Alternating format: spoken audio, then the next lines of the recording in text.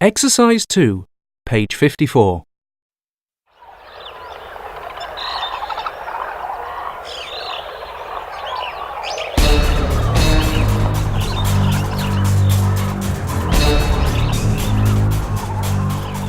The worst place to take a walk.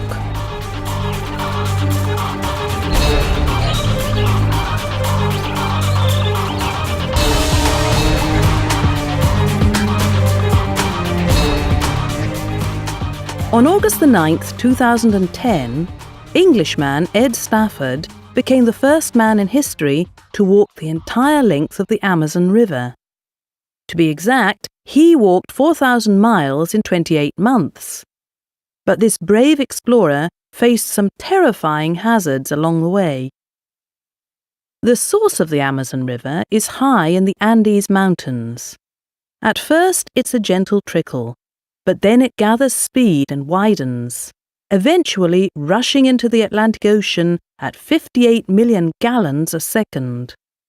The Amazon runs through the world's largest jungle, which is home to a tenth of the world's animal and plant species.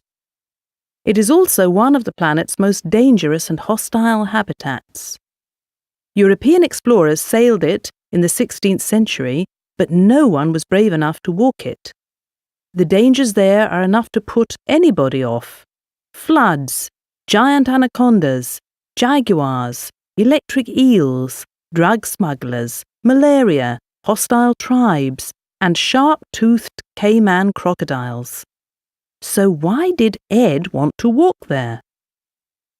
Firstly, Ed wanted to prove that this walk was possible, simply because everyone said it couldn't be done.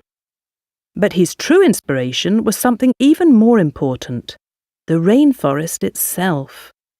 Ed, who was a former army captain, used to lead jungle expeditions for a living, and saw how deforestation was destroying huge sections of rainforest. He desperately wanted to raise public awareness about the issue and knew that if he went on an adventure like this, it would grab people's attention. So, on April 2nd, 2008, Ed set off from the jungle of Peru.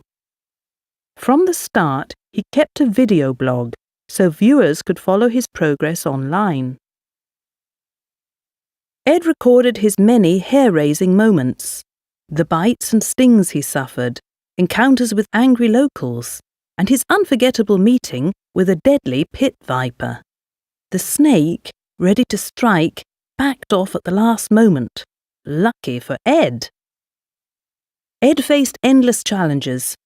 After his GPS failed, he had to use a compass and a 60-year-old map to find his way. When he approached a village for supplies, he realized the village was no longer there, so for a while he had to survive on piranha and turtles. He constantly struggled to stay healthy. One time, a swarm of wasps attacked him and stung him over 30 times. Another time, he had to inject himself with antibiotics for 3 weeks to stop a face-eating bug he caught. Relationships weren't always easy either. Only 3 months into his journey, Ed and his walking partner argued over an iPod, and his partner returned to the UK. But then, a Peruvian forest worker, Gadiel Cho Sanchez, offered to join Ed for a few days. He ended up staying with him for 2 years.